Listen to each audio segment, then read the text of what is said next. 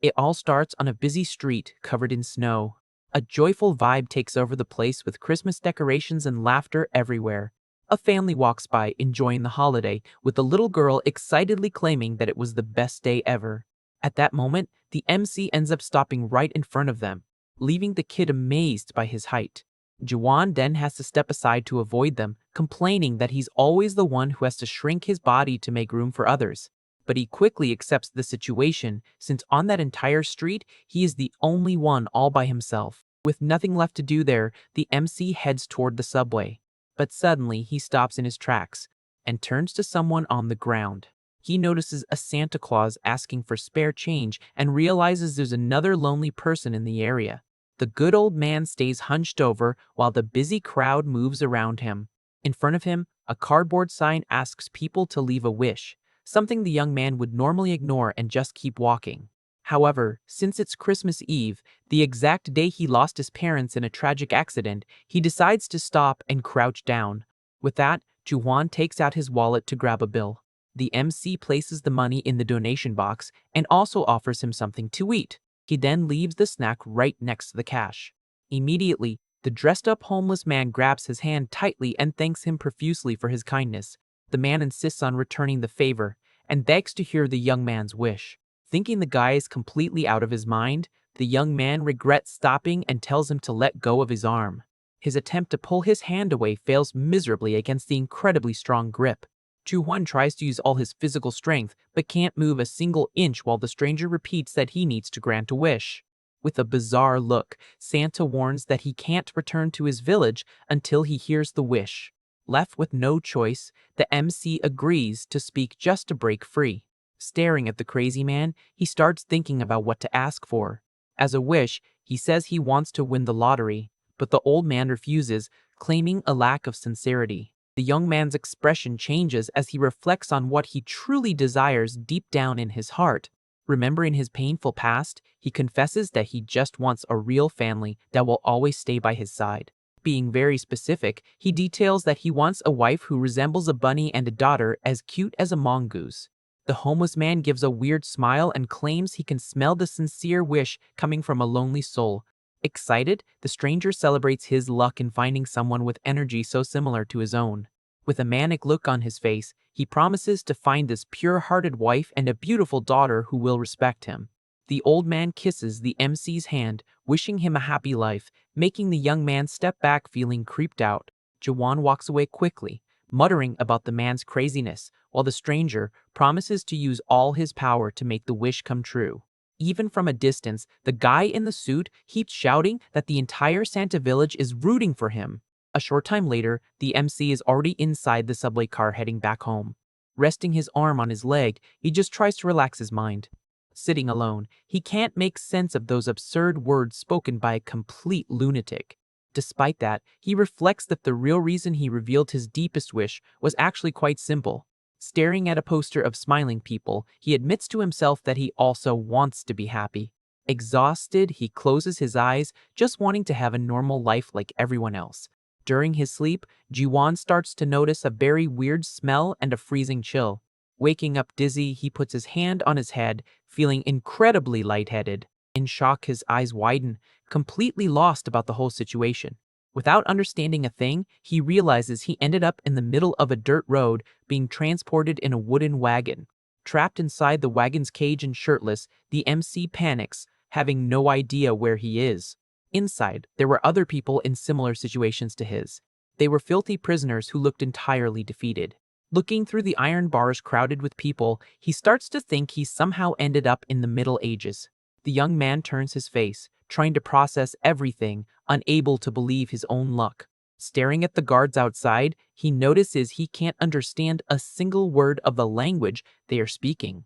The scenery looks straight out of an old movie and there isn't a single Asian person around. Confused about whether he's living a nightmare or not, he tries to gather his thoughts. Soon it clicks, and Juhwan realizes he just got sent to another world. Shivering from the cold, the guy pants while pulling his feet away from the freezing floor of the wagon. He spots a man passed out in the corner after the cage gets kicked and wonders if the guy didn't make it, but concludes that the living need to survive. Left with no choice, He apologizes and starts pulling a piece of clothing from the fallen guy. Quickly, the MC puts on the piece of cloth to try and warm up a bit. Exhausted, he lets his body fall against the bars while Santa's words echo in his mind. With an ironic smile, he questions if this torture was the so-called promised happiness and if he spent his entire life getting the word wrong. Not knowing how many days have passed since then, he begs to wake up if this is all just a bad dream. The prisoner wagon continues its endless path through the forest. Even in this miserable situation, the young man realizes that everyone inside is being treated like slaves. Watching the guards escort the vehicle, he figures out why they are being dragged all over the place. The entire group is being transported just to be sold from town to town. At one point, one of the soldiers unlocks the padlock on the iron gate. The prisoners are lined up outside so the village chief can inspect and buy the best ones. Despite his bruised pride over being a slave, the MC feels a glimmer of hope about being chosen. Because he has a good physique, Jahan believed he would be bought quickly and get out of that hellish cage. But his first spark of hope since falling into that world was completely shattered. After passing through several villages without anyone buying him, he sinks back into deep despair. The scenery outside gets more and more monotonous, with dust rising from the road. Without stopping, the transport keeps moving, carrying the rejected ones in silence. Completely broken, he falls flat on his back on the wooden floor, questioning if there's any point in staying alive. Just then, an old memory of his mom pops up, asking little Juwon to always live life to the fullest, no matter the situation. The memory of his mother squeezing his shoulder wanting to make sure he understood resonates strongly. Passed out in the wagon, Juhan wonders if he'll really be able to endure all of this. At that moment, the memory of the crazy Santa returns with the promise to grant his wish. The young man feels furious, thinking happiness is a lie, and curses both worlds to heck. He clenches his fist tightly, deciding what true joy would mean right at that instant. Holding onto the bars, the MC concludes that crossing over and escaping that pain would be the best way out. But suddenly, the guy freezes, completely changing his mind. The memory of his precious family makes him refuse to meet his end in a miserable place like that. The prisoner lists his space while trying to catch his breath. Right then, a gentle hand appears, offering a piece of bread through the cage bars. Outside, a beautiful blonde woman watches him calmly as she offers the food. She starts talking, but Juwon can't understand a single word of her language. Right behind her, an adorable little girl quietly steps up, grabbing her mother's skirt. Unable to react, the MC just stares at the two strangers, bathed in the morning light. Then the scene cuts to a rustic wooden cabin isolated in the middle of the forest. Far away from the dusty road, the blonde woman and the little girl share a humble meal. The little one eats soup straight from the wooden bowl with a lot of appetite. Noticing the girl's hunger, the lady pushes her own plate forward, telling her to eat more. However, the kid stops eating immediately and turns down the offer. She hands the bowl back, pointing out that the older woman needs to satisfy her hunger too.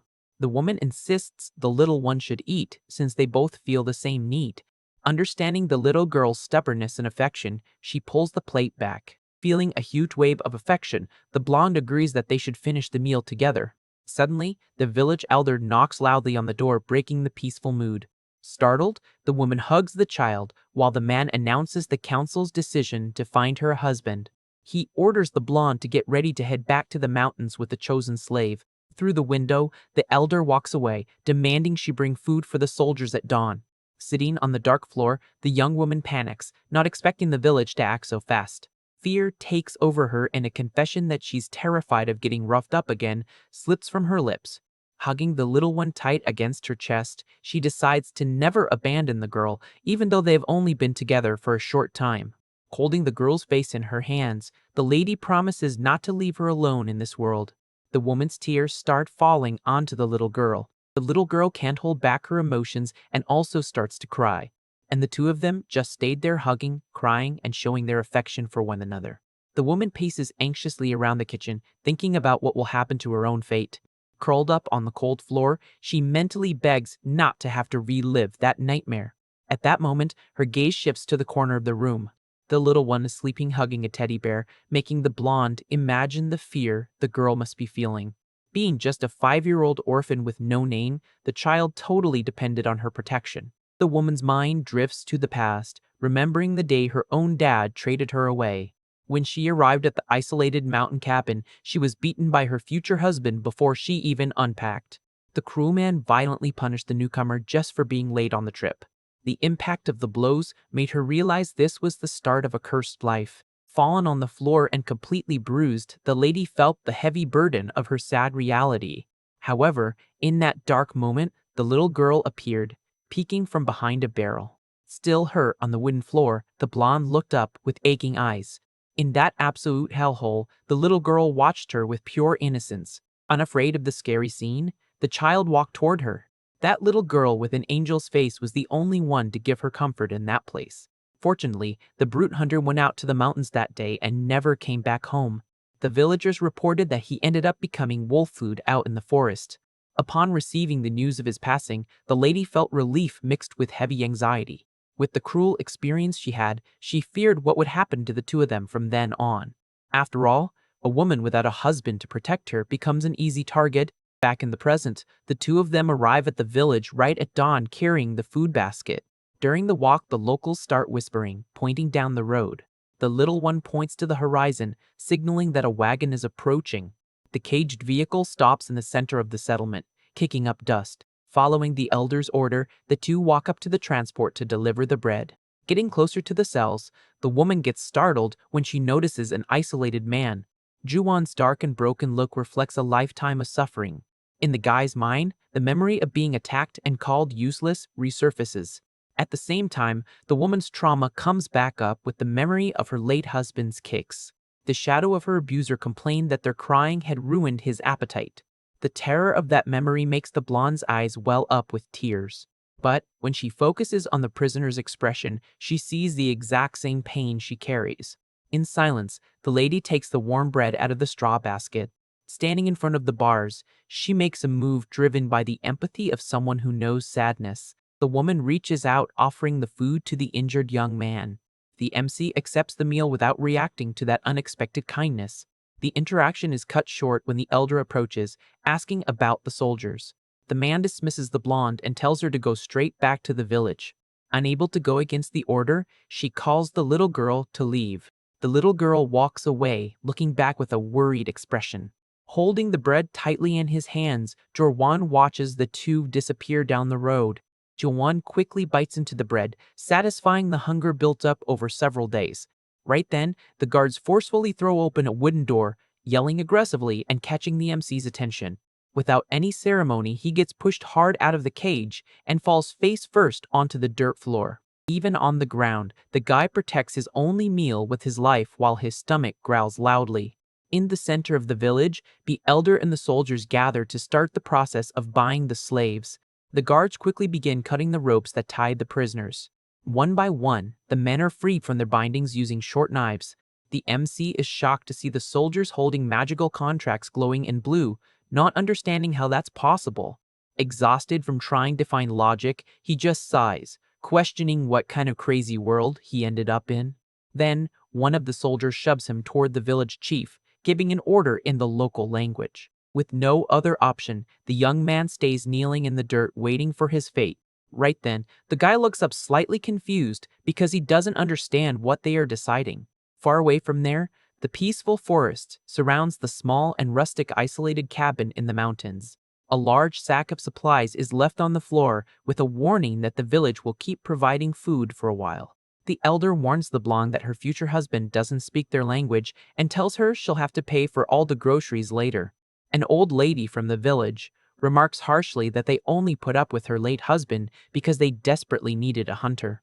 The elder guarantees that the new slave will be different since the soldiers claimed he's just a regular docile commoner. The lady listens closely as they mention that despite his rough looks, the young man's hands and feet are as soft as a noble's. Holding her hands, the old woman tries to reassure her, saying someone like him will provide for them without ever hurting anyone. With her head down and lacking hope, the blonde replies without any enthusiasm that she doesn't care about living well. Squeezing her own arm, she confesses that her only wish is that the man isn't violent. Watching the little girl sleep peacefully, she just hopes the guy leaves the two of them alone in their corner of the house. Suddenly, very loud knocks on the door break the silence of the night, announcing someone's arrival. The woman jumps up from the floor, instinctively grabbing the girl out of pure terror. Through the crack in the window, she recognizes the scarred face of the man demanding to come in. The elder opens the door, revealing the bot slave meant to be the new partner of the house. The blonde stares at the visitor in disbelief for a moment and soon obeys the order to let the young man in. Juwon walks slowly through the dark cabin, completely lost about the situation and the place. The old man complains angrily about the lady still clinging to the kid, making her step back a bit, startled. Facing the tall man standing in the middle of the room, she tries to process that this stranger will be her partner. Looking at the guy's build, the lady is impressed because she has never seen anyone so big in her life. Juhuang looks down and notices the presence of the cowering woman. He recognizes her immediately and realizes it's the same kind person who gave him bread earlier. The MC notices the blonde is shaking with fear on the wooden floor and doesn't understand the reason for so much panic. Wasting no time, the elder grabs the young man's arm, speaking sharp words in the unknown language. The old man pushes Juhuan toward the woman, who curls up even more to protect the child. With a clumsy shove, the guy ends up standing right in front of his new family. The village chief pulls the young man's arm, complaining about the exaggerated distance between the newly formed couple. With a quick motion, the elder forces Juhuan's hand to interlock with the blonde's hand in a forced grip. Standing side by side holding hands, the old man celebrates, claiming they look like a real couple now. The MC finds the tense atmosphere of the room weird and tries to deduce what's happening through visual context. The terrifying image of the crazy Santa resurfaces in his mind with the promise about a pure wife and a loyal daughter. Staring at the woman's delicate face, he notices she perfectly matches the bunny profile he had asked for. Looking at the adorable little girl clinging to the skirt, he notices the undeniable resemblance to a cute mongoose. In utter shock, Juwan finally realizes that the lunatic old man was real and had granted his wish to the letter. Observing how vulnerable they both are, he concludes the homeless man didn't have to throw him into another world to make his wish come true. All the tortures, the freezing cold, and the humiliations he went through flash like a movie in his mind. Looking down, frustration takes over the young man in the face of so much unnecessary suffering. Consumed by intense anger, he swears to himself that he'll take down Santa if he ever runs into that crazy guy again. The young man's intense aura ends up terrifying his new wife and daughter, who tremble thinking the fury is directed at them. The next day, the scene shifts to an open area of the forest where the soldiers and villagers are chatting among themselves. Juwan watches the group, extremely annoyed that he still can't understand a single word they are saying. The elder turns to one of the older hunters to give direct instructions regarding the newcomer. The man walks up to the MC and reaches out his hand in an apparently peaceful greeting. As soon as Juwan accepts the handshake, the villager uses an absurd amount of force, trying to crush his fingers on purpose. The young man doesn't even flinch at the unprovoked attack, just wondering if that was their rough way of saying good morning. With a calm and sharp look, he focuses on the guy's face as he keeps squeezing his hand. Juwon squeezes back with extreme ease, making the villager let out a scream and stumble backward in sheer panic. The attacker hugs his own hand, shaking from pain on the dirt under the calm gaze of the MC.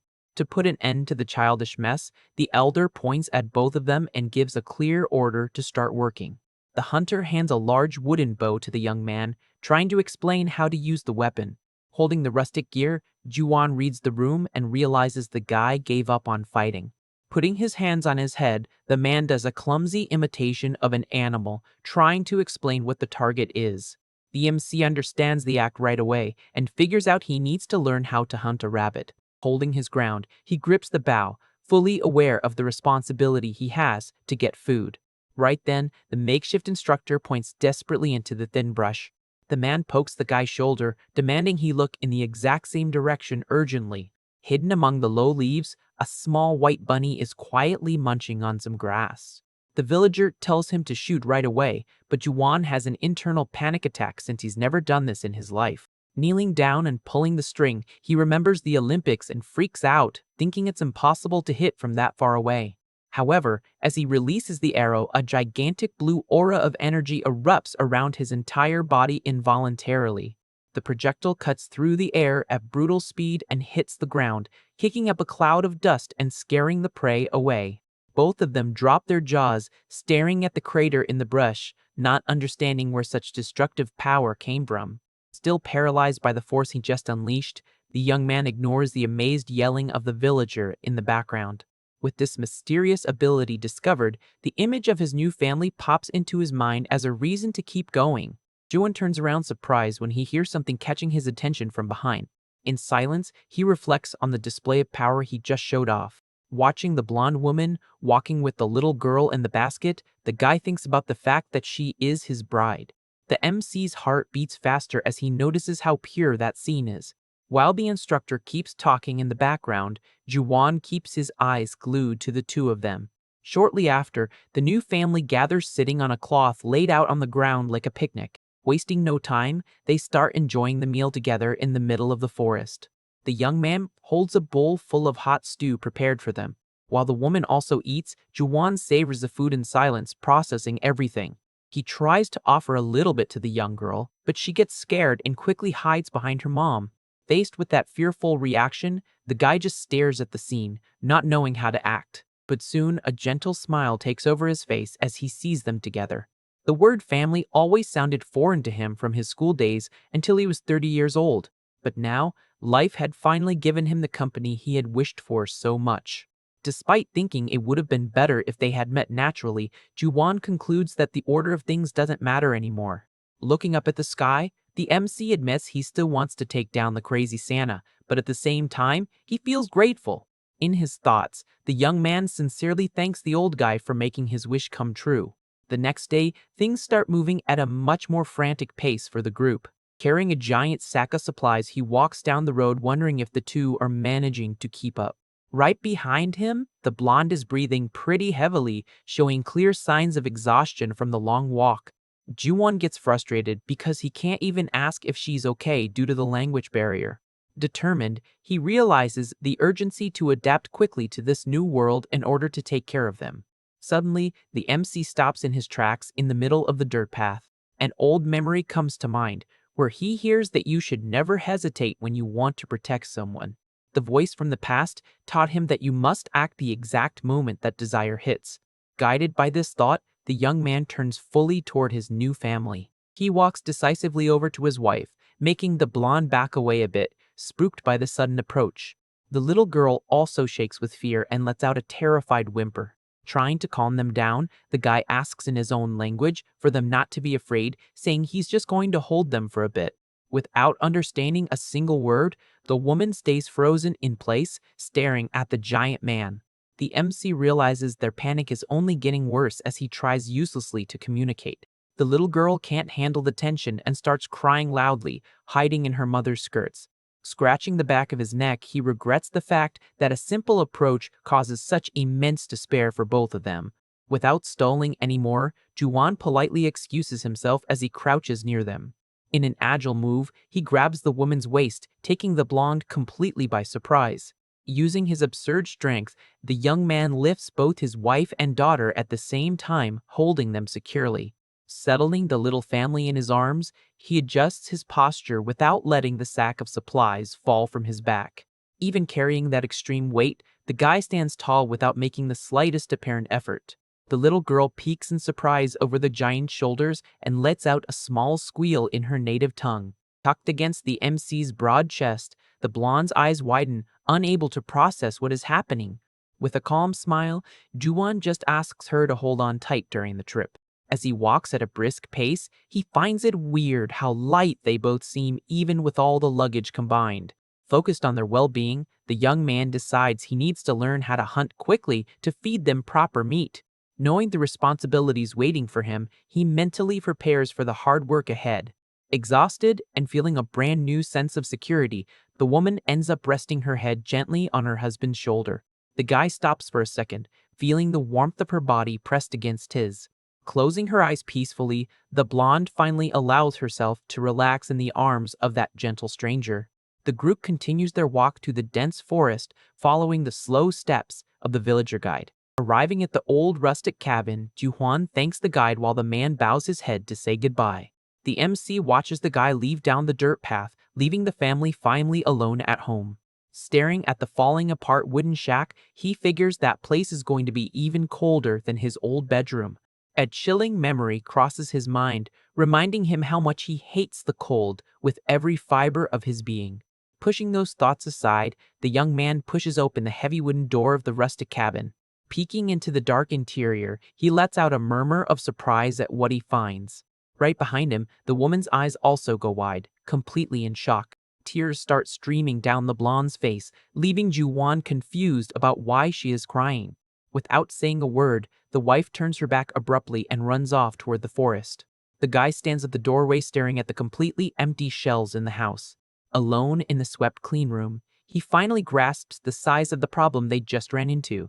While she was at the village, the locals had stolen absolutely every tool, piece of furniture, and weapon that guaranteed their survival.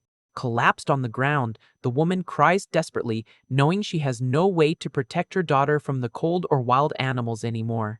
At that moment, Jawan appears walking calmly through the trees and finds her huddled on the grass.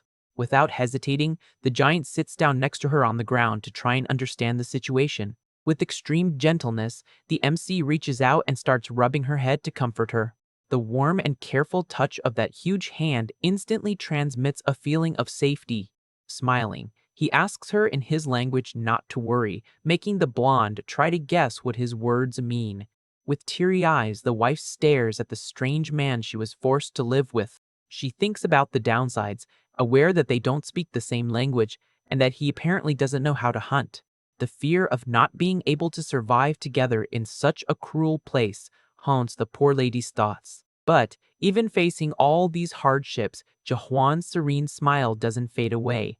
With a firm voice, the young man promises that he will protect them from any danger in that world. Then he gently wipes away a tear sliding down the traumatized woman's face. This small gesture of affection makes the blonde open her eyes wide, very surprised. Bathed in the sunlight coming through the trees, the two share a moment of deep, silent connection.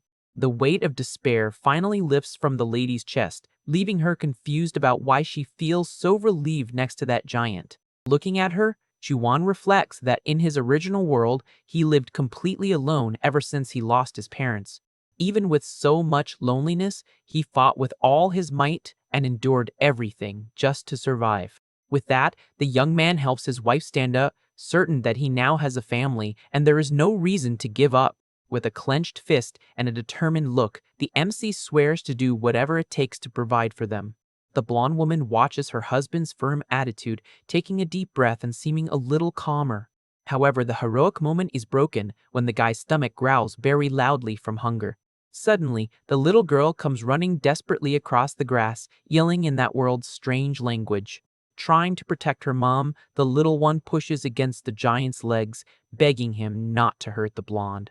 Shortly after, the three sit together on the forest floor to try and calm things down.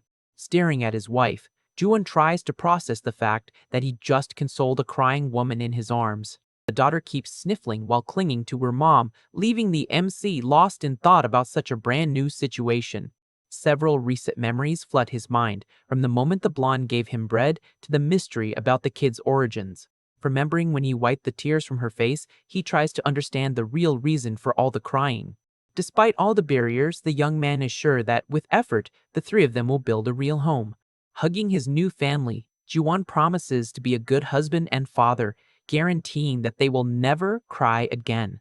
Still sitting there, he reassures himself in his thoughts that neither of them will ever regret being by his side. Later, with the sun already setting, the group returns to the safety of the old wooden cabin. Inside, the mood gets weird again, with the MC sitting on the floor facing the two of them. Scratching his head, he regrets that, after the emotional moment in the forest, their interaction went back to square one. Even so, he feels relieved noticing they are only cautious and no longer terrified like before. Thinking about how to break the ice to start their life together, a simple idea pops into his head. Excited about the solution, the guy quickly approaches his wife and daughter. Pointing to his own chest with a friendly smile, he says his name clearly. Repeating the words, Yuan concludes that the first step to communication is at least knowing what they call each other. The woman watches his gesture closely and finally understands the friendly giant's intention. With his hand extended, the young man encourages the blonde to try doing the exact same thing. Still a bit hesitant and with a low voice, she finally reveals her name is Lizzie. The MC repeats the name out loud, confirming he understood what his wife just said. Very satisfied with the progress, he compliments her name with a genuine smile on his face. Right after, Jiwon turns his attention to the scared little girl and asks what her name is. Lizzie hugs her daughter quickly, looking away, which leaves the guy confused by the sudden mood shift. Seeing the child's sad little face, he quickly figures out that the little orphan hasn't been given a name until now. The giant's heart aches, realizing the sad reality of such a fragile girl. Very gently, he rubs the kid's head and tells her he's going to give her a very special name. Joan smiles and decides to call her Dorothy. The choice comes from an old story in his original world, remembering the girl who went on great adventures. The adoptive father's wish is for the child to grow up surrounded by amazing friends and find her own happiness. The little one points to her own face, trying to pronounce the new word with a lot of effort. As soon as she manages to say the name right, the girl breaks into a radiant smile, accepting the gift from the bottom of her heart. The next day, the routine starts off busy, with the MC chopping firewood outside the house. Hiding near the trees, Lizzie watches him work, reflecting on how strange that man is.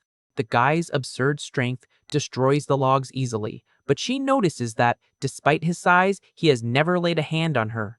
Feeling shy, the blonde realizes her new husband is completely different from all the brutes in the village. She tries repeating Juhan's name, finding his voice extremely gentle even without understanding the language. A dark memory of her late husband surfaces, reminding the young woman that she had never been treated with an ounce of kindness in her life. Watching the sweaty guy's welcoming smile, Lizzie keeps wondering the reason behind so much goodness. He finally notices her presence near the trees, while the blonde concludes that a man like him doesn't belong in that place. Very excited, Juan raises his hand and calls his wife by her name, flashing a wide smile. As he gets closer, the young woman focuses her eyes and tries to analyze her husband's dark hair and eyes. Immediately, village rumors flood her mind about a distant nation that had summoned a hero. Legend had it that the summoned savior had hair and eyes exactly as black as the night. With the giant walking her way, she starts comparing the looks. Analyzing the young man's calm face, the lady admits the features really do match the legend. However, she quickly brushes off the crazy idea, certain that such an important figure would be in a luxury palace and not chopping wood in the bush. Besides, the summoning story was still nothing more than a simple village rumor. When the MC stops right in front of her, she uses the sunlight to check the details more closely. Relieved, she notices his hair and pupils lean toward a shade of brown and not a pure black. The wife lets out a long sigh, concluding he's just an absurdly big and strong guy. Not understanding her own feelings, she questions why she felt so relieved by this realization.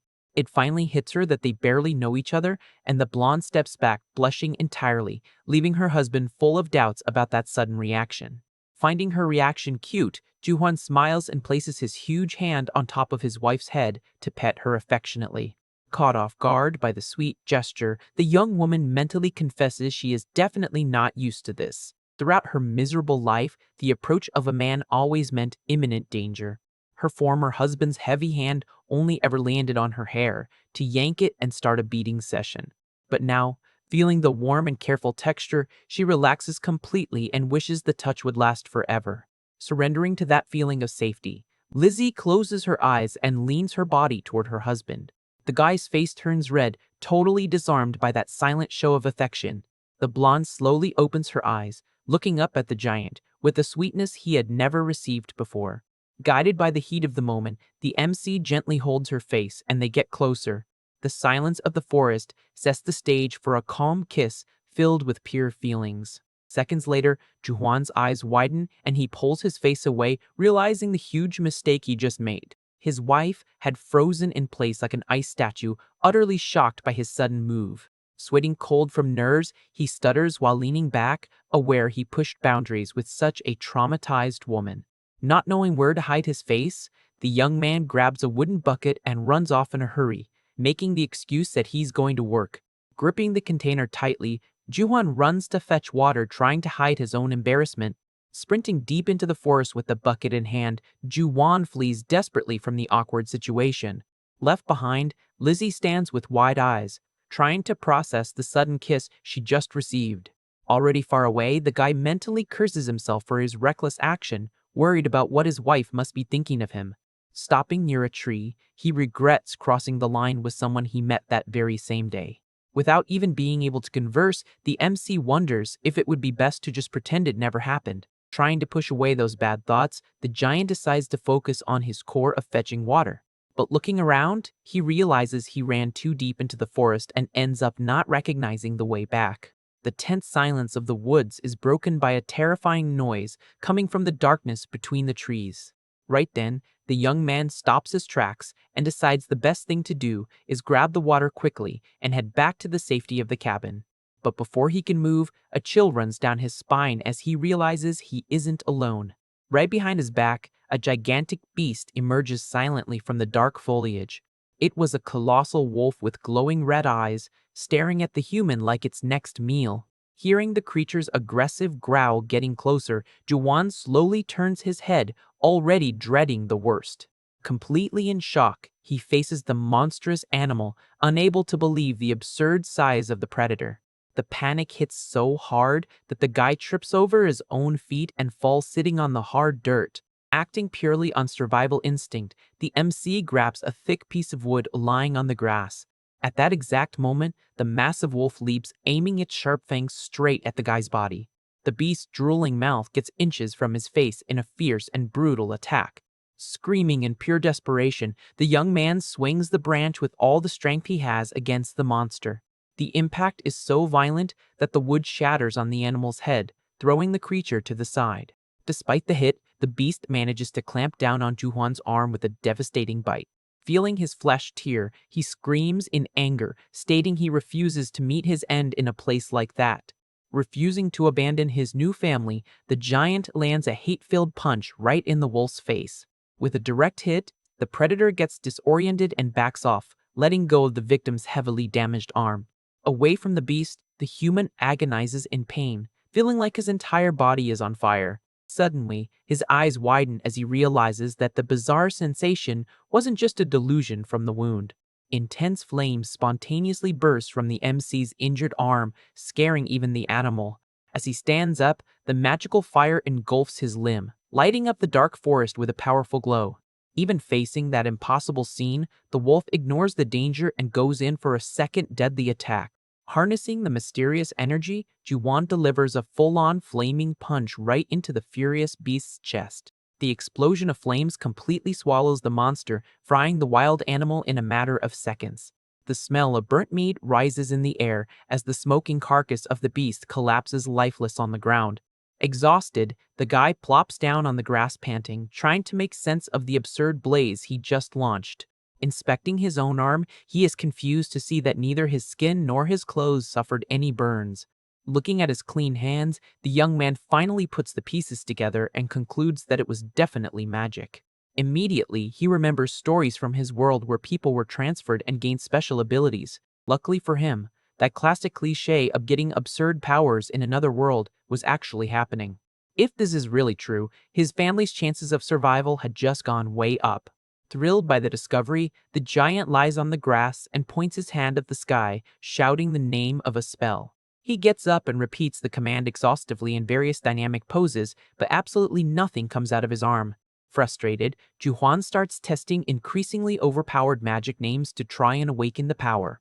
Striking dramatic poses to summon dragons, he looks like a crazy person yelling to himself next to a dead animal. Giving up on the humiliation, he sits down discouraged and notices the severe injuries from the bite had healed on their own. Lost in thought, the MC figures that if he masters this gift, he'll be able to hunt anything in that forest. With this divine strength, he is positive he can provide a much richer and safer life for his family. Lying back down, he reflects that this healing magic will be essential in case they get sick, far away from doctors. Determined to be patient, the guy stands up from the grass, confident that the magical fire will show up again. At that moment, a sad memory invades his mind, recalling the tragic accident that took the life of his beloved grandfather.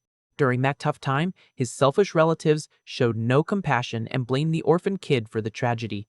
The young boy suffered heavy abuse from the very people who were supposed to care for him after so many painful losses. With nobody to defend him, Juhwan remembers how much he was treated like an absolute plague by his family members. Back to the grim reality, a depressing look washes over his face as he relives that cruel past. Pushing the trauma away, he lifts the giant wolf's paw, weighing the danger of skinning the meat there in the dark. Since the smell of blood attracts more beasts, the hunter throws the animal over his shoulders to process it safely at the cabin. Walking with effort, he is thankful he watched his grandpa butcher small animals back in the day, which will help a lot now. Under the moonlight, the good guy gives a sad smile, certain that the old man would be very proud to see him taking care of a family. During the long trek, he raises his free hand, still trying to figure out how to trigger the flames on command. Meanwhile, in the warmth of the old wooden house, Lizzie and her daughter are cooking peacefully near the lit fireplace.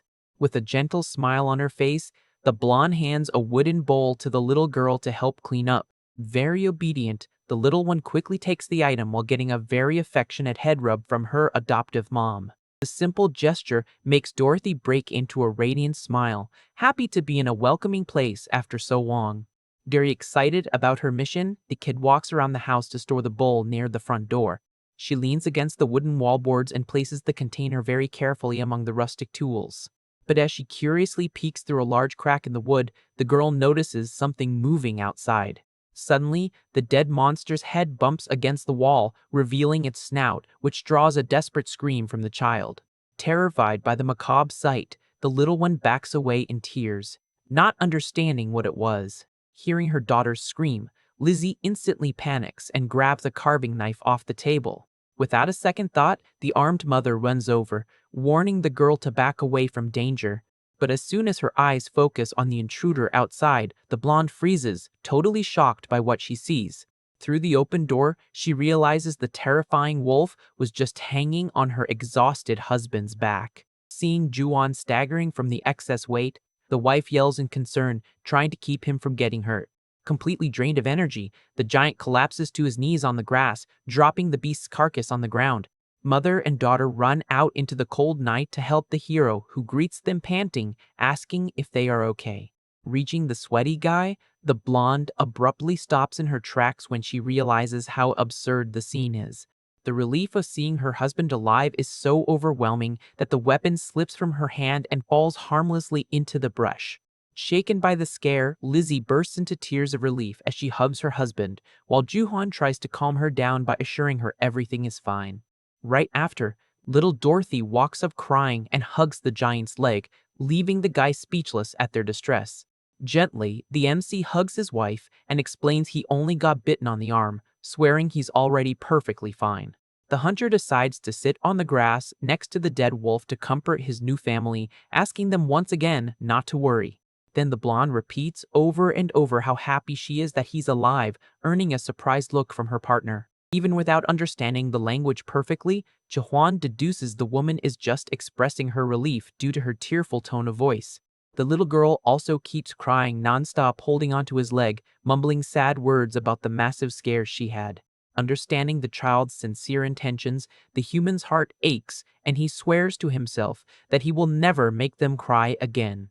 The long night of strong emotions finally comes to an end with the sun rising and brightening the peaceful surroundings of the wooden cabin.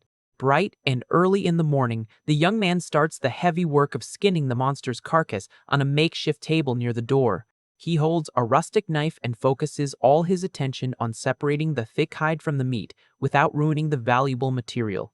However, the guy lets out a frustrated sigh when he realizes the task actually takes way more time than he thought. Tired from the constant physical effort, Jawan wipes the sweat from his face and reflects that he'll need to test a different method next time. Just as he decides to finish the last cuts of meat, the giant is caught off guard hearing his wife's soft voice calling his name. Immediately, he turns his head toward the cabin and spots Lizzie's silhouette standing in the doorway waiting for him. Hearing his name, Juwan turns in surprise to confirm if it was really his wife calling. Walking across the grass, the blonde approaches carrying a large wooden bucket and cheerfully calls back to him. As soon as she puts the container on the ground, she says a few words in her native language, leaving the giant totally confused.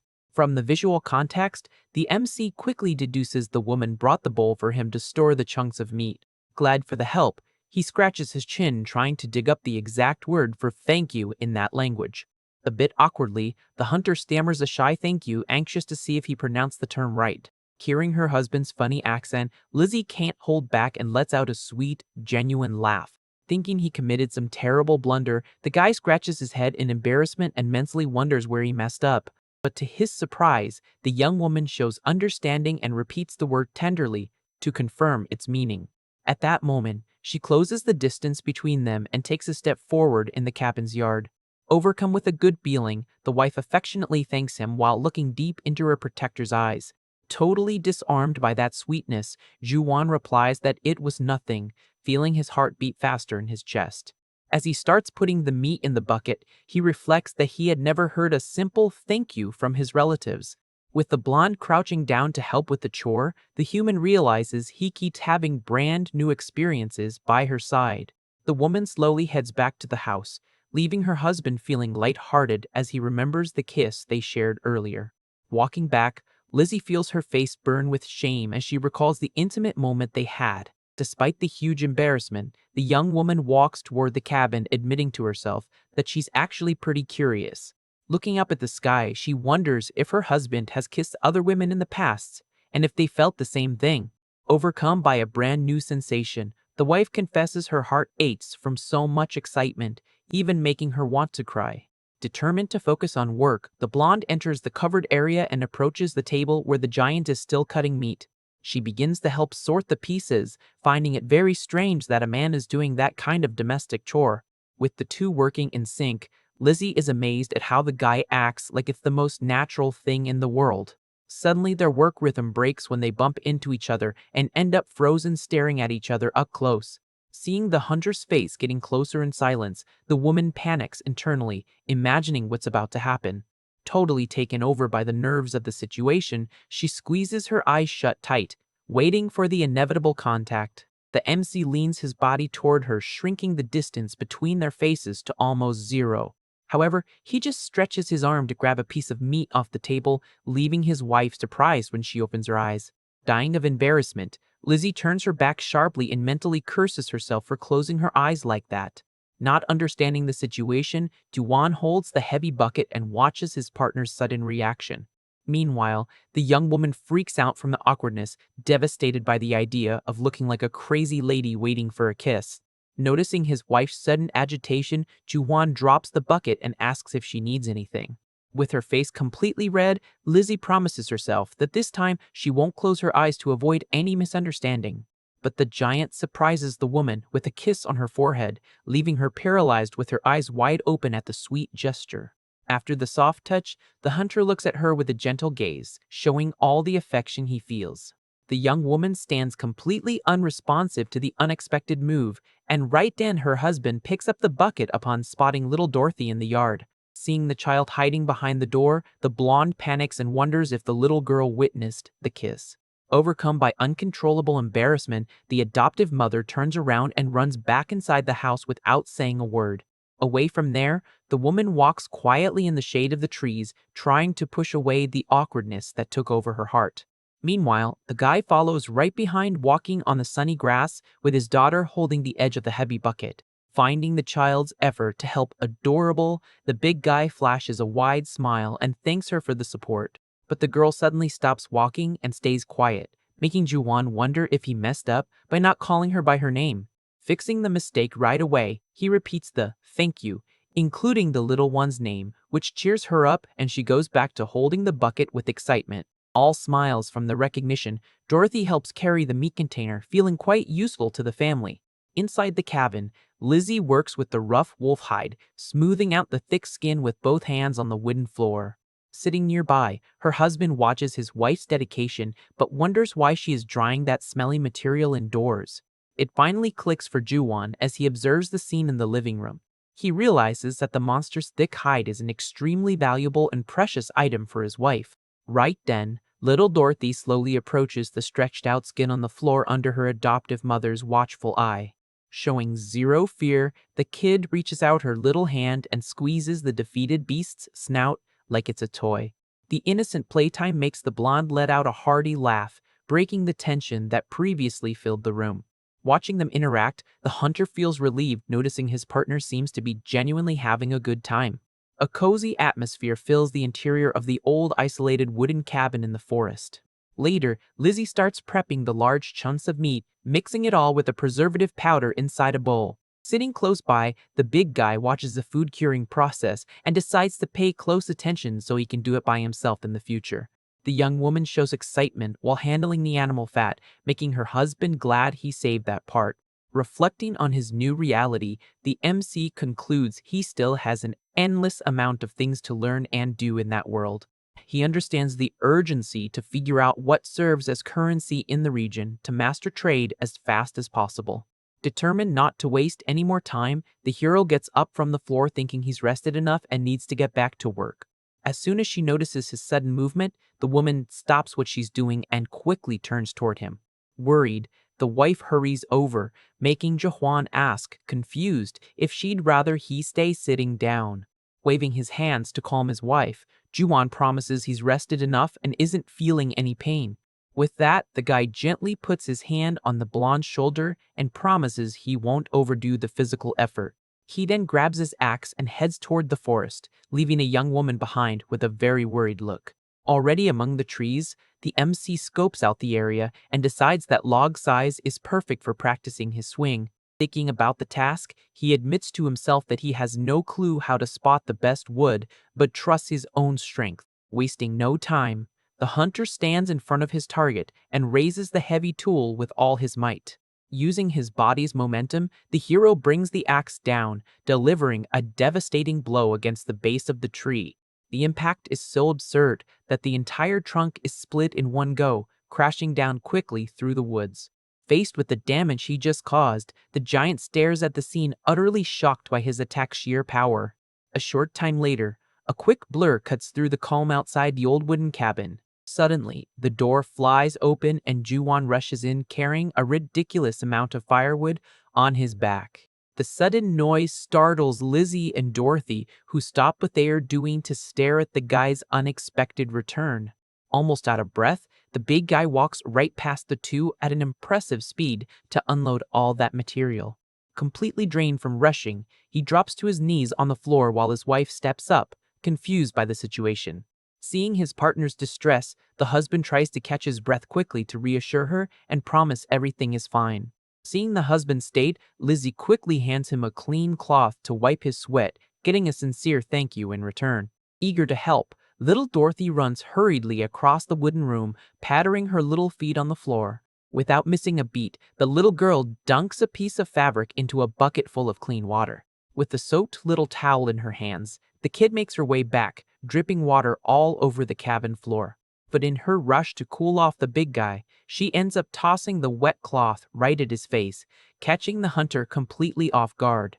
After the initial shock, the MC wipes his eyes and lets out a confused hum at the girl's cute behavior.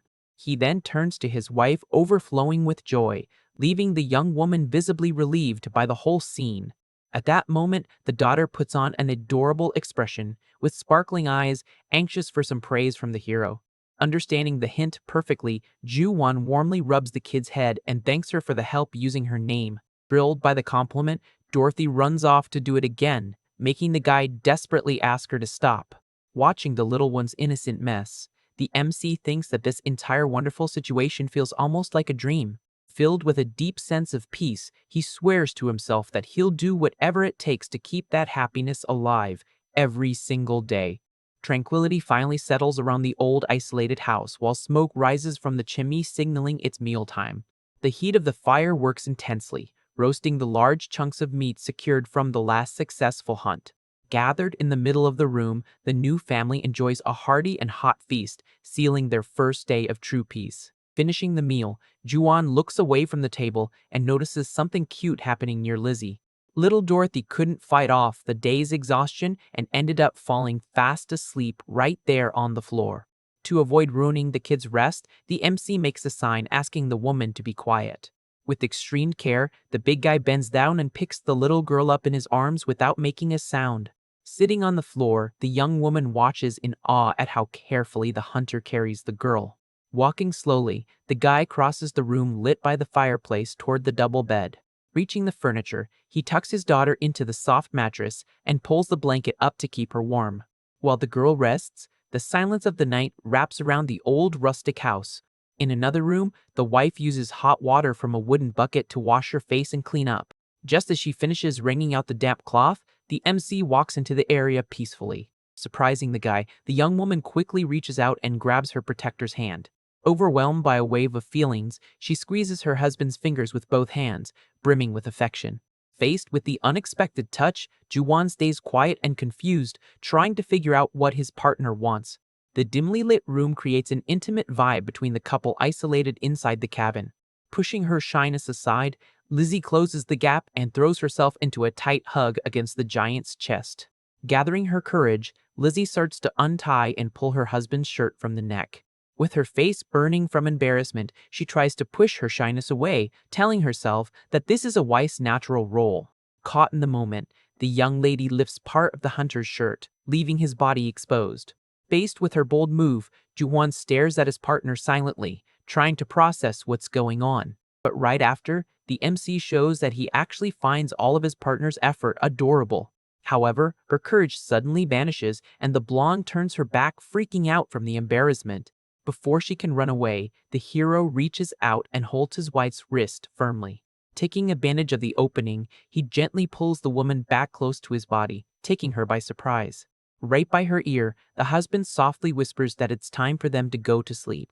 Without letting go of the young woman's hand, the giant leads her down the dark cabin hallway toward the couple's bedroom. As soon as they enter the room, the two fall together onto the soft bed, lit only by a lantern. Positioned above his wife, Yuan stares at her intensely in total silence in a highly intimate atmosphere. To set a better mood, he pushes the lamp aside and turns off the main light. Lying on the pillow, Lizzie pants with nerves and anticipation, eagerly waiting for the next step. With that, the couple finally gives in to the moment in a deep kiss in the middle of the dark. Charmed by the touch, Jukwon kisses the woman passionately, mesmerized by the softness of her lips. Confirming that this fragile woman was indeed his wife, he mentally begs for neither her nor his daughter to leave this world before he did. From the depths of his soul, the MC pleads with Santa for his new family to stay happy and united for the rest of his days. The next day, the story reveals that living in grand castles with multiple rooms is a luxury exclusive to rich nobles and lords. For regular commoners, the harsh reality is growing up sharing the same cramped space with all their relatives. Because of this forced closeness, kids in that world end up discovering very early on what couples usually do at night. Lizzie's trauma takes shape in the dark memories of her childhood when she used to hear her own father's aggressive and scary voice. Hiding under the covers next to her brother, she would shake hearing her mother's constant crying until the sun came up. Those terrifying nights planted a constant fear in the little girl's heart as she had nowhere to run. Lying in the same bed, the little one cried bitterly, terrified that her mother's tragic fate would become her own in the future. Returning to the present, the blonde wakes up, slowly opening her eyes after a long night of deep sleep. She wakes up hearing the pleasant and comforting sound of firewood crackling in the living room hearth. Confused by the situation, the young woman tries to figure out how she ended up in the big bed when she clearly remembers sleeping on the wooden floor.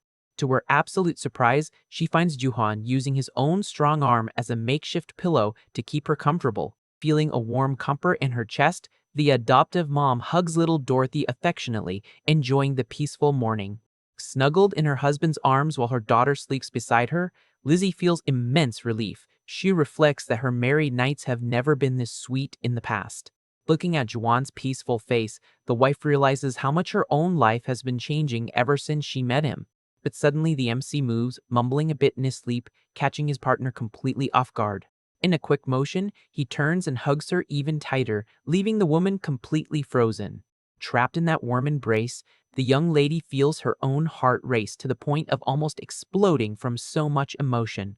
Overcome by a cozy feeling in her chest, she deeply wishes that this wonderful moment would last forever.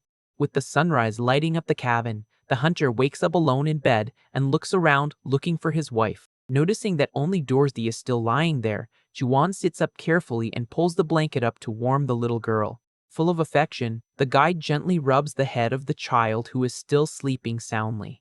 Away from the bedroom, Lizzie is already up and walking through the kitchen carrying a very heavy bucket of water. Just then, a hand suddenly appears and grabs the handle of the container, startling the housewife. Already dressed for work, Jawan shows up beside her and takes over the weight of the bucket without breaking a sweat. With ease, the hero pours all the water straight into a large iron cauldron. Right after, he turns his face toward the woman and says a few words, very casually. Confused by the unknown language, Lizzie just stares at her husband without understanding a single thing that was said. Juwan asks if his darling slept well, but quickly finds his wife's strong, embarrassed reaction of trying to hide her face a bit weird. Seeing this, the hunter figures the whole awkwardness must be because of the affectionate way he just called her. With a smile on his face, the MC completely understands that the sweet words made her super shy. Trying to cool things down, the husband suggests calling her just by her name from now on. Still very embarrassed, the young woman stutters in her own language and shyly asks to keep being called darling. Taking the opening, the guy repeats the word playfully, making the blonde shake with nerves. Completely overwhelmed by emotion, Lizzie turns her back to the giant in a failed attempt to hide her own feelings. The hero finds the scene adorable and decides he wants to mess with his partner's heart even more. Poking her back to get her attention, he insists on the pet name and asks the woman to look back. But the romantic vibe is interrupted by little Dorothy, who suddenly wakes up rubbing her little eyes in the bedroom. Half asleep, the little girl ends up drooling as she imagines a nice piece of meat flying by and whispers about food. Soon it clicks and the kid's eyes widen, fully waking up as she remembers the feast. Full of energy, the girl runs out of the room toward the couple and is greeted with huge enthusiasm by Juwan. However, Dorothy ignores the adults and blows right past them at top speed without even looking sideways. Drawn by the smell, the little one stops in front of a large portion of food with sparkling eyes and screams in excitement. The little one dives headfirst into a large wooden barrel, kicking her legs, while the couple watches the mess, finding it hilarious. Soon she pulls her face out of the container and focuses her attention on the giant, demanding her meal out loud. Restless, the little girl dives back into the dark barrel, screaming for food desperately. The MC finds the attitude adorable and decides he needs to put a lot of effort into today's hunt. Already deep in the dense forest, he thinks to himself he doesn't mind facing another wolf, just like the last one, and is ready for whatever comes. With the heavy axe resting on his shoulder, the guy feels a lot more confident, having brought a reliable weapon this time. But suddenly the hunter stops in his tracks and stands completely still in the tall grass. The hero senses something is wrong in the area and keeps on high alert regarding his surroundings. Looking around quickly, Juhan feels uneasy about the increasingly heavy atmosphere taking over the place. He grips the weapon's handle tightly, bothered by a suffocating feeling despite being in such an open space. With his instincts flaring, the big guy tries to guess what kind of monstrous beast is about to show up this time. Right then, steady footsteps start echoing as a mysterious figure appears walking his way. Completely confused by the scene, Dorothy's dad lowers his guard, not understanding the sudden approach. Instead of a terrible creature, a man wearing a cape walks right past the MC in the middle of the dark woods. The bearded traveler totally ignores the hero's presence and keeps walking in absolute silence. Watching the figure walk away, Jawan wonders quietly who that mysterious man walking alone in the woods could be. Moments earlier, the traveler was inspecting blood marks on the rocks and spotted clear signs of a beast in the area. Analyzing the size of the footprints, the outsider concluded the monster was huge and acted completely alone in the territory. He also spent the last few days spying on the old cabin, noticing that the lumberjack barely knew how to hold an axe properly. Because of that, the bearded man found it hard to believe that a brute with zero hunting experience had taken down the beast. Shaking his head, he reflected that even a trained professional would have extreme difficulty beating the animal without weapons. Intrigued by this great mystery, the traveler shot a curious glance over his shoulder. Not wanting to stay in the dark, the outsider decided he needed to confirm the truth with his own eyes. Back in the present, the wanderer stops his tracks in the middle of the forest and turns to face the MC. With his eyes fixed on the giant, the mysterious man focuses his attention on a very peculiar detail. He notices the massive scars visible on the hunter's arm and instantly recognizes what they are. The shape of the wound clearly pointed to a wolf bite, but the flawless healing and the lack of a fever were abnormal. With an attack that severe, Lizzie's husband's muscles and veins should have been destroyed, preventing any movement. Swallowing hard at the only logical explanation, the traveler strongly suspects the big guy is a rare magic user. After all, in that unforgiving world, there are powerful individuals capable of summoning impressive mystical forces. These godlike beings are an extremely rare sight for everyday people and live completely out of the commoner's reach. That's why the possibility of the MC actually being a mage really messes with the bearded outsider's head. With a sinister smile, the traveler thinks in relief that his long-awaited opportunity has finally arrived. Staring at Juwan in the forest, the man reflects that this is the chance for revenge he thought he'd never get before he met his end. Without understanding anything going on in the other guy's mind, the giant wonders about that weird dude's intentions. In his thoughts, the stranger remembers his youth when he was just a man full of energy, very different from his current self. Back then, anyone who took control of a noble's lands was forced to serve in wars. If their service was good, a person could become the lord's direct advisor. But refusing that dangerous fate, he distanced himself from his father to work as a hunter and move to a faraway village.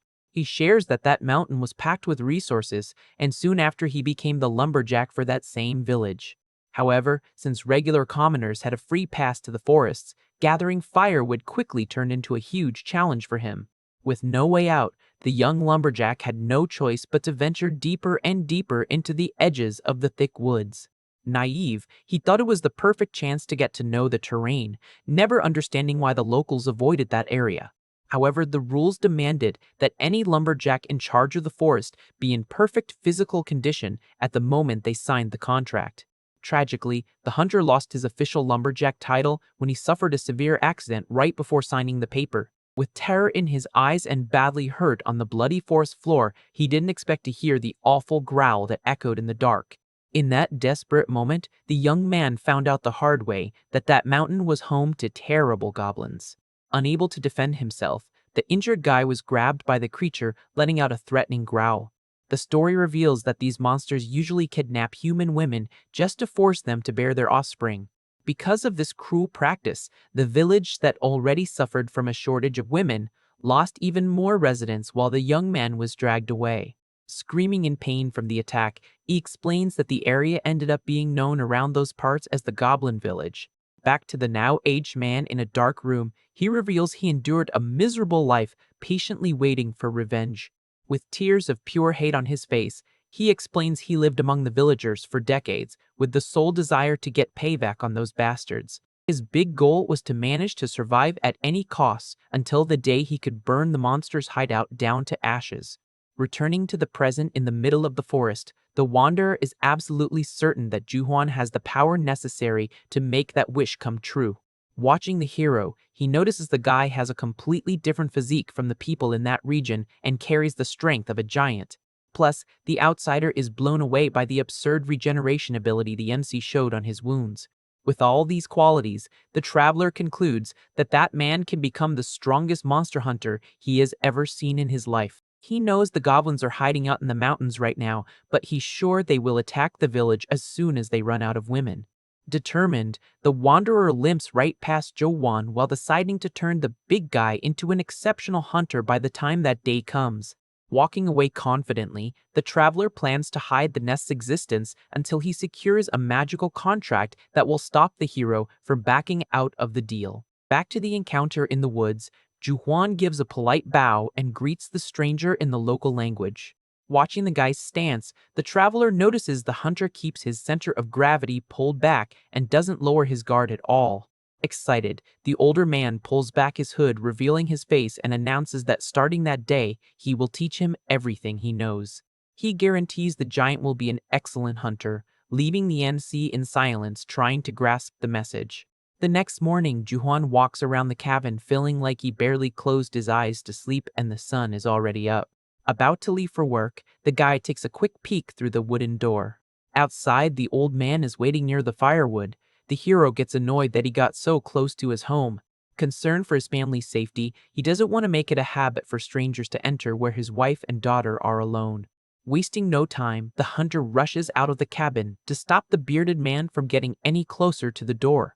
In response to this move, the outsider makes an expression that leaves Dorothy's dad extremely suspicious of his true intentions. The MC thinks back to his old world, finding that face identical to an HR manager trying to negotiate a salary. Even though he's suspicious, he adjusts his backpack, determined to put effort into learning, when the blonde calls him out of nowhere. Turning his body, the husband reassures the young woman, letting her know everything is fine and he'll be back soon. Then he watches the housewife blowing on the steam of a packed lunch she prepared in a very clumsy way. Charmed by his partner's dedication, Juan blushes slightly, thinking his wife's gesture is the cutest thing in the world.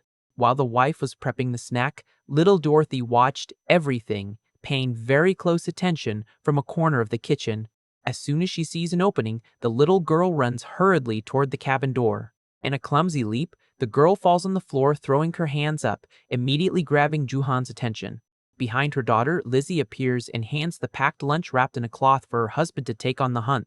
Tucking the snack into the leather bag, she stutters a bit but advises him to eat properly while working. Feeling a warm comfort in his chest, the hero reflects on how wonderful it is to finally have a family that cares for him. At that moment, the housewife wishes her partner a safe trip, leaving him thinking about what the phrase means. Trying to guess, the giant repeats the woman's words with a little difficulty, confirming she meant it as a protective wish. With a gentle smile, the hunter replies in his own language, saying he'll be back home soon. But looking down, Juwan is caught off guard by the kid stretching out and yelling near him.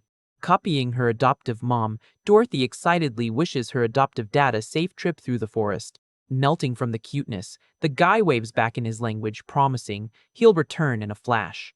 However, as he turns his back to his family and meets the wanderer again, the MC feels a strong hesitation. He thinks things are getting complicated because now he has zero desire to leave the cabin. With his wife and daughter waiting happily at the door, Juwan regrets having to work because he finds his new family way too cute to be away from. Already walking silently through the forest for a while, Juwan tries to guess how much time has passed since they left the village. Following right behind the mysterious wanderer, he mentally questions what the older guy wants to show him that is taking so long. Suddenly, the guy turns around at a spot off the trail and says something in the local tongue, catching the giant's attention. He watches the outsider take small, calculated steps over the greenery, suspecting it's so he'll pay attention to his feet. Showing great agility, the bearded man resumes the hike, going deeper and deeper into the thick woods. Stepping on a small dirt slope, the traveler leaves very weird footprints along the path he just walked. Looking closely at the marks, Juwan's face shows an expression of surprise at the discovery. The MC notices the old man's footprints on the soft ground are way too shallow for someone walking normally. Confused, he wonders if that light walking technique is some skill straight out of a martial arts novel. Regardless of where the move comes from, the young man deduces he needs to focus on copying the steps if he wants to learn the lessons.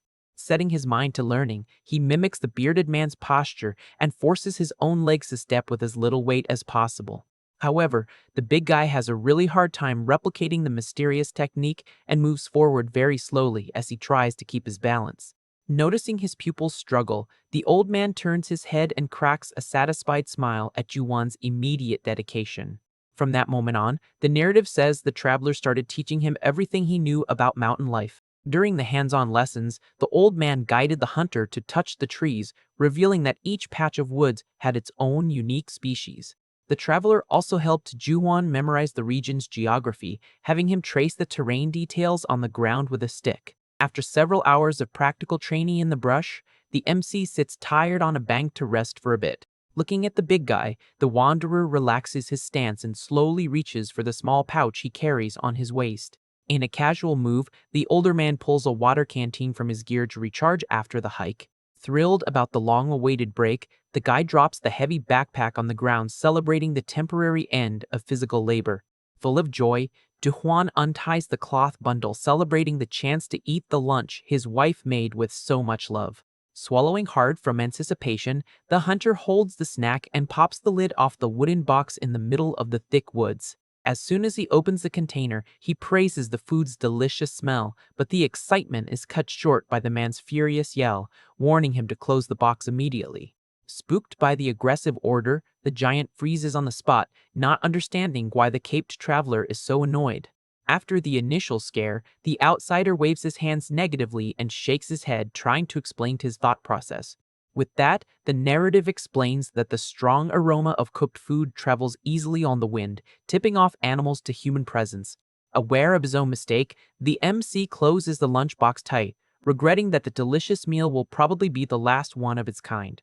Almost crying out of frustration that he can't eat Lizzie's lunch, he ties the snack back up while his teacher watches him closely. Hours later, back in the inhabited area, the bearded hunter stops in front of Juwan's house, admiring the place. Holding a bow in his left hand, the outsider slowly pulls the door, drawing the hero's attention to the weapon's weird shape. Checking out the gear, the MC thinks that the only bow shapes he knows are curved ones. Finding the weapon too straight and stiff, Juwan is left clueless as to how anyone could shoot using such rustic equipment. Right then, the old man says a few words in the local language and tosses an identical bow into the big guy's hands, telling him to follow along. Walking behind the master through the forest, the guy keeps doubting if it's really possible to use that heavy weapon. Stopping in an open field, the student sizes up the wanderer, figuring it would take absurd strength to pull the string of that giant bow.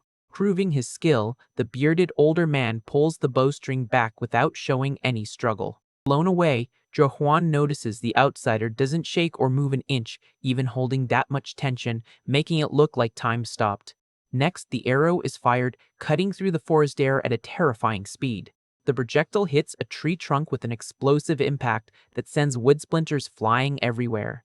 Shocked by the attack's sheer power, the student finally understands that this is how you really shoot. Decided on trying, the hero gets into position and pushes hard to manage to stretch his own bow's string. Seeing the wrong posture, the teacher steps up and starts correcting the apprentice's arms and body. Sweating bullets to hold the stance, the young man wonders how the old guy managed to do that without moving a single centimeter. Following instructions perfectly, Jahuan focuses all his attention on the target ahead. The training keeps going strong for hours, with the MC burning into his mind the words and movements needed to become a hunter. Holding the pose, the hunter reflects that he needs to study and train hard to manage things on his own as quickly as possible. With a determined look, he declares to himself that he wants to become a man capable of supporting his wife and daughter. Meanwhile, back at the cabin, little Dorothy watches a quiet day, thinking about the pretty colors around her. Rolling around on the spacious bed, the little girl remembers her adoptive dad's dark hair and how good the meat he brought was.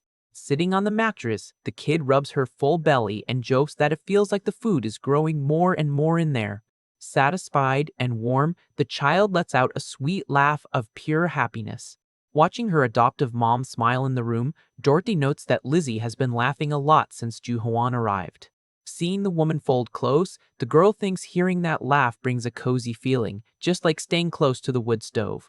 Excited about her new life, the tiny girl hopes her belly empties out soon, just so she can eat more delicious meat. But a thought crosses the orphan's mind about what the big guy's true role in her life really is, considering he's the blonde's husband. Picturing the couple walking away holding hands, the kid gets anxious about the chance of being left behind since she isn't their blood daughter. Fear overtakes the little girl, who dreads that the guy might just end up taking only his wife away in the near future. With tears forming in her eyes, Dorothy grabs her own clothes, wondering what would happen to her in that sad scenario. But all of a sudden, the child hears a noise that cuts her thoughts off and spooks her. Looking around the bed quickly, the girl realizes the housewife is no longer in the room with her.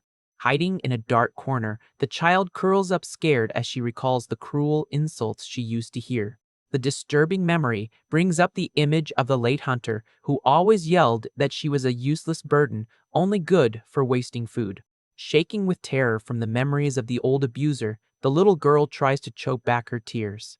Worried about the house supplies, she runs toward the storage barrel to check on the food before doing anything else. Peeking inside, the girl breaks into a relieved smile seeing the meat is safe and goes back to wondering where her mom went. Tiptoeing to the wooden door, the kid gets curious to find out what the woman is doing outside. But when she peeks her face through the crack, the little one gasps in pure shock at the scene. Quickly, she hides behind the cabin wall, paying very close attention to what is happening out in the yard. Outside, the orphan sees the blonde surrounded by several dangerous men from the village, recognizing the group instantly.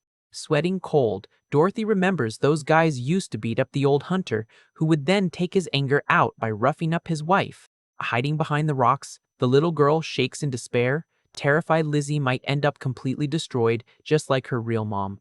In the yard, the blonde leader of the villagers aggressively grabs the young woman's arm and accuses her of stealing their meat.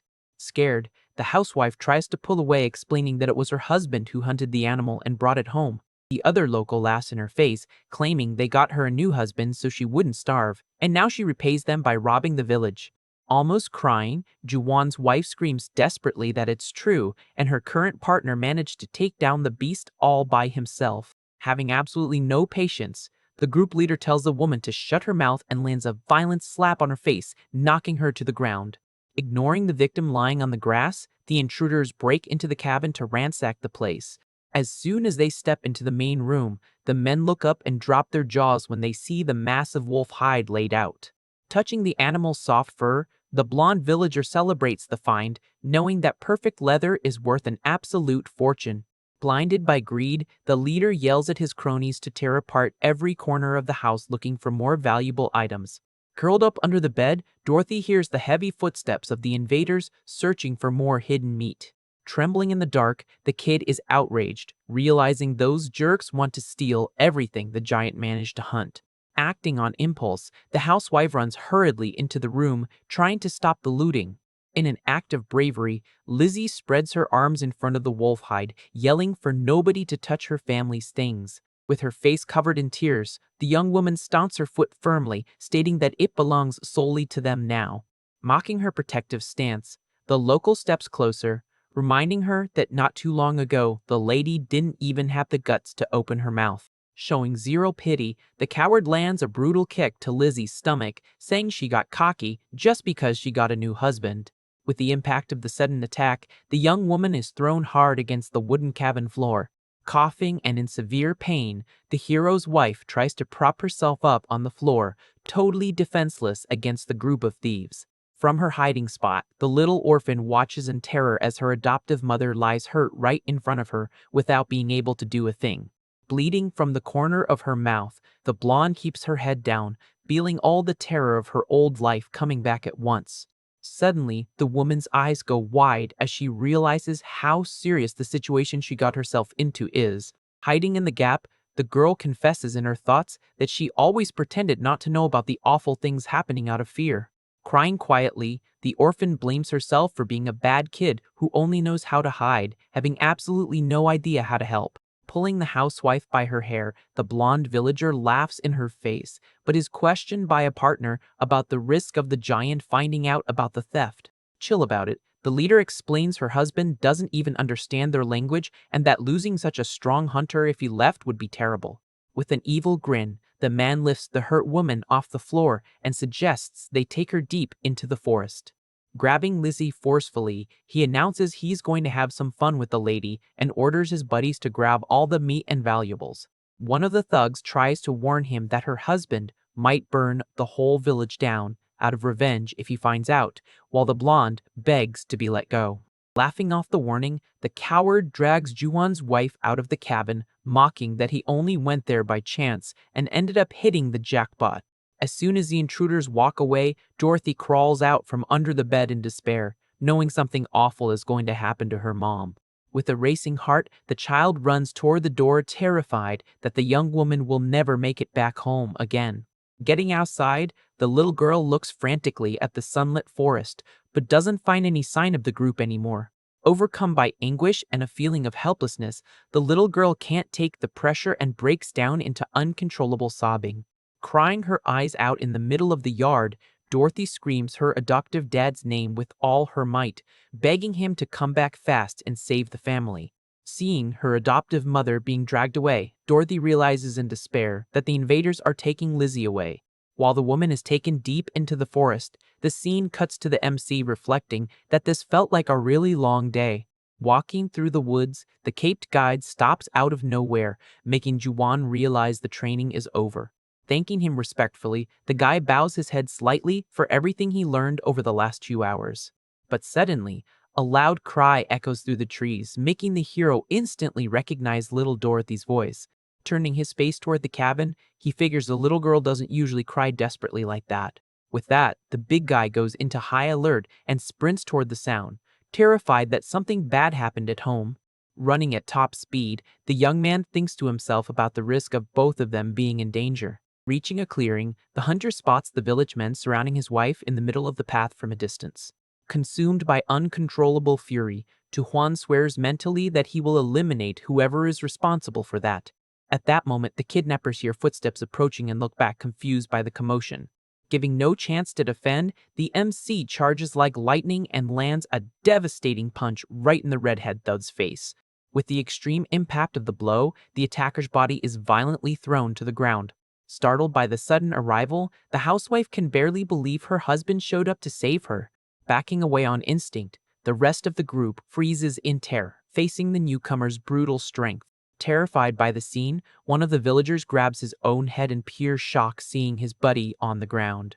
Seizing the opening, the hero doesn't hesitate and delivers a brutal kick to another invader's face. The absurd force of the attack sends the aggressor flying backward violently. Right after, Juan charges at the blonde leader and unleashes a dead-on strike.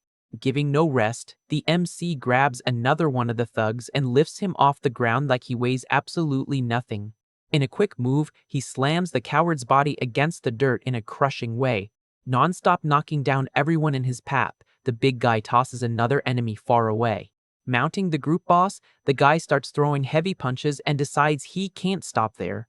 Battering the bloody opponent, he reflects that human nature is dirty, and they can never look down on his family. Swallowed by a blue magical aura, the young man concludes he needs to strike fear into their minds so they never come back. Dragging the leader by his clothes, the hunter leaves his wife in shock as she watches all that brutality. Winding up a final charged hit, Juan ignores Lizzie's desperate call. At that moment, one of the villagers tries to attack the hero from behind with a sickle, making the woman scream a warning. However, the MC spots the threat in time and firmly grabs the attacker's wrist. Yanking the enemy's arm, he delivers an explosive elbow strike that takes the aggressor out instantly. Eaten up by anger, the big guy shows off a demonic expression surrounded by his blue energy. But the tension breaks when the bearded hunter shows up yelling for Juan to stop the massacre right then and there. Holding his student's arm, the wanderer tells the guy to calm down. Pointing toward the house, the old man asks if the hero doesn't realize how terrified his own family is by the scene. Looking ahead, the MC sees Lizzie shaking and spooked by all the chaos. Far away, little Dorothy cries at the cabin door after witnessing the terror. Regaining his senses, Juwan's magical aura fades as he sees the damage he almost caused. The tense vibe in the forest slowly starts clearing up as calm returns to the area. Watching her husband, the housewife reflects that he seems so gentle, but actually hides a scary rage. She admits in her thoughts that the guy's brutality instantly reminded her of her deceased abuser. Seeing the knocked-out villagers, the young woman admits she felt scared she would end up getting roughed up the same way they did. However, the fear vanishes the moment she meets Juquan's worried eyes, realizing there's no threat there. Analyzing the big guy's gaze, Lizzie understands he was just desperate to keep her safe. As the hero slowly gets closer, she notices he looks afraid that his own wife might be scared of him. Calling the lady by her name, he approaches carefully, making her wonder why he cares so much about her. Still shaken by the situation, the blonde takes a slight step back, gripping her own dress. Looking at her shaky hands, she doesn't get why she is still trembling if there's no more danger and figures that's why he backed off. Staring at her husband's sadness, Lizzie mentally begs the guy not to feel so hurt. The young woman thinks it would be easy to use words to explain she isn't afraid, but the language barrier makes everything harder. Determined to clear up the misunderstanding, the lady makes an unexpected move and steps forward. Calling Juwan's name out loud, she runs toward the big guy. The housewife's hurried steps close the gap that separated them.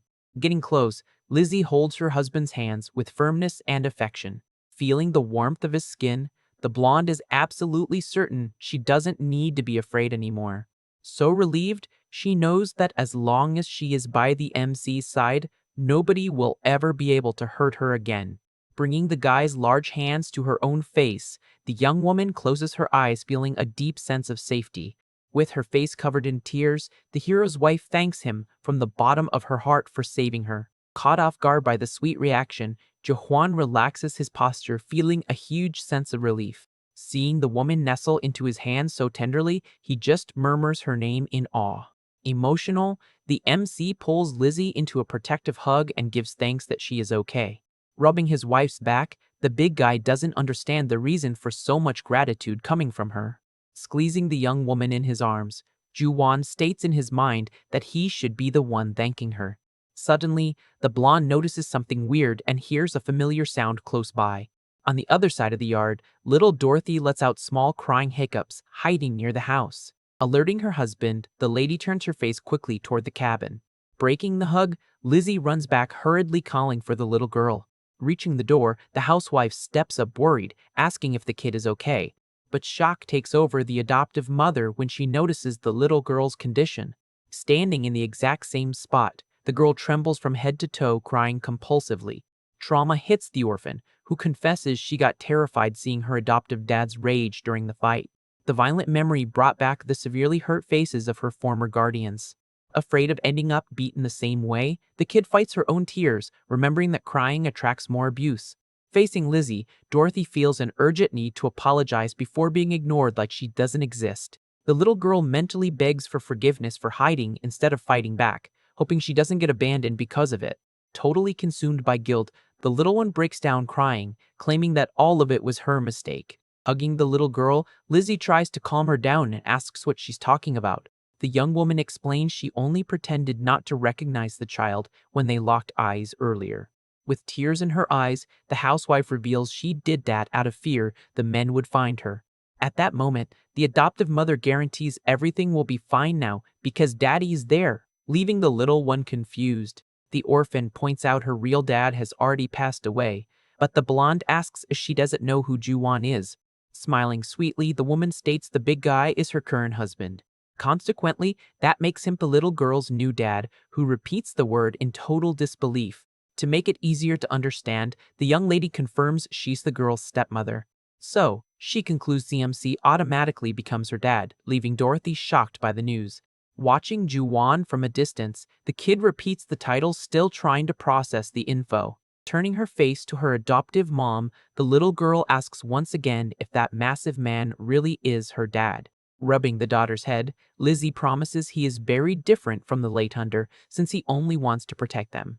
The young woman makes up that the hero beat those scary men up so brutally just because she asked for help. Hyped about the explanation, the kid jumps up from the floor and turns to the yard. Full of joy, Dorothy screams, calling the big guy daddy at the top of her lungs. Admiring the big guy, the orphan reflects on how that giant man is now her father figure. Sprinting across the yard, she thinks about how amazing and strong her new dad is for protecting them. The girl remembers fondly that he never hurt her, preferring to hug her tight at night instead. The child also recalls the gentle smiles, the cuts of meat, and the wonderful name she got from him. With eyes shining with happiness, Dorothy thinks it's amazing to have someone so good as a dad. Hearing the high-pitched yells, the MC turns around surprised. He watches the little girl running his way full of energy and charm. Without a second thought, the hero opens his arms to catch his adoptive daughter. In an excited leap, the little girl throws herself into his hug, calling him daddy over and over. Holding the kid firmly, Ju-won realizes he doesn't speak the language, but perfectly understands the feeling. The hunter keeps the orphan in his arms, feeling immense peace take over the moment. However, the big guy suddenly smells something weird and gets confused by the situation. The MC then notices the girl peed her pants. Seeing Dorothy's innocent smile, he decides to change her clothes quickly to avoid a cold. With that, the guy walks back to the cabin, carrying the kid in his arms. Getting close to his wife, Ju-won receives a loving hug from Lizzie, bringing the whole family together. But the peace doesn't last long, because little Dorothy looks over her dad's shoulder and spots something on the ground.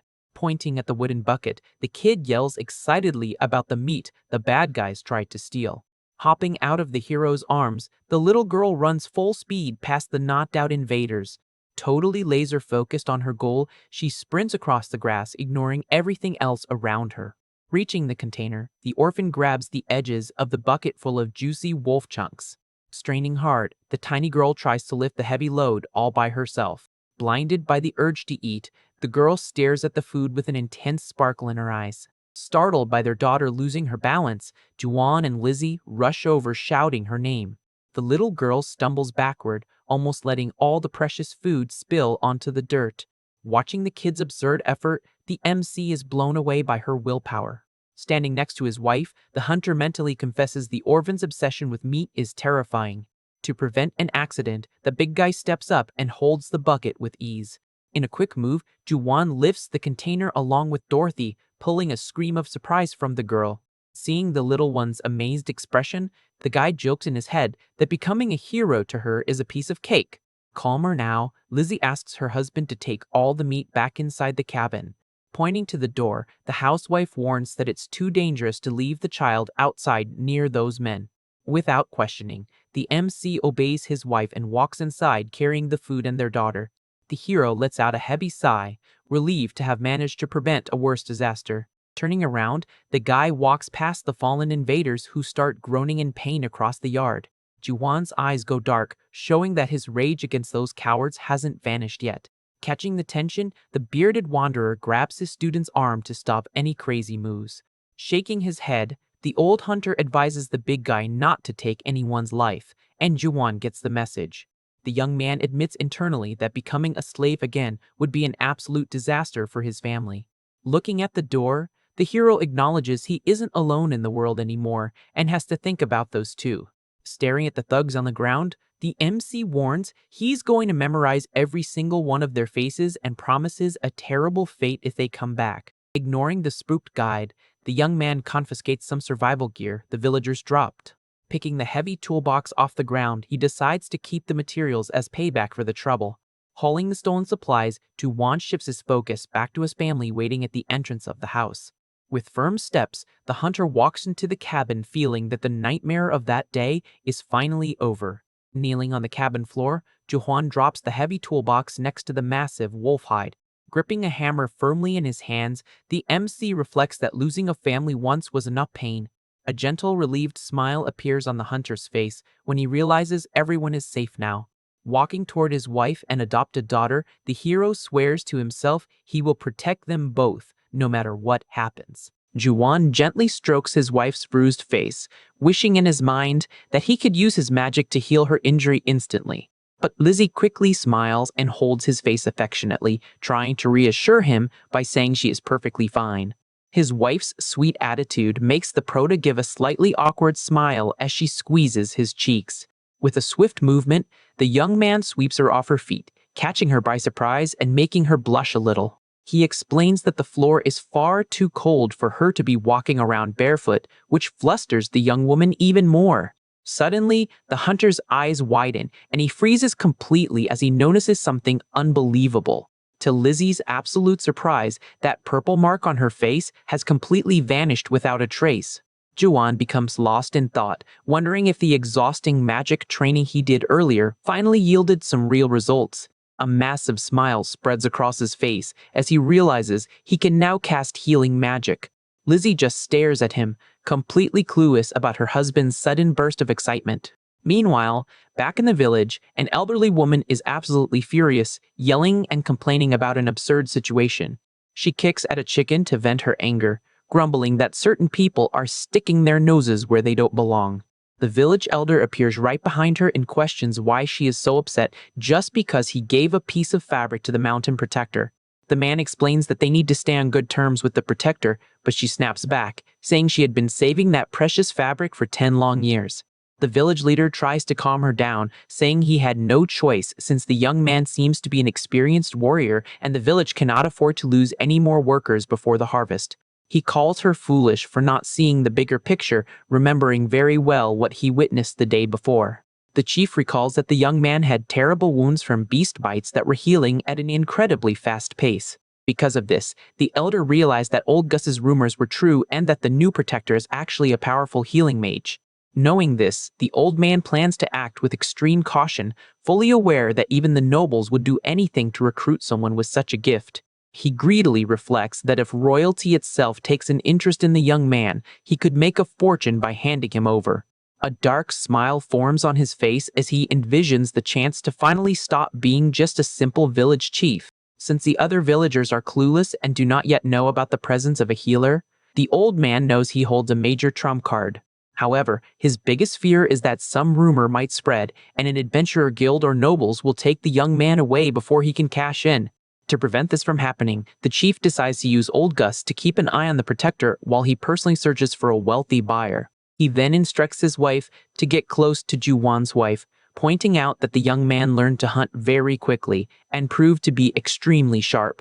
The elder warns that the hunter's on a completely different level and might end up discovering that they are diverting goods from the local landlord. Additionally, the man mentions that the prota is crazy about his wife, so befriending her could secure them rabbit fur coats at very friendly prices. The woman reluctantly agrees and decides she will find a way to get close, commenting that there are always household chores they can share. The elder concludes that the first step to winning their trust will be to return the belongings that were confiscated from the couple's cabin. He bends down to pick up some twigs, well aware that any mistake with Juwan could turn into a massive headache down the road.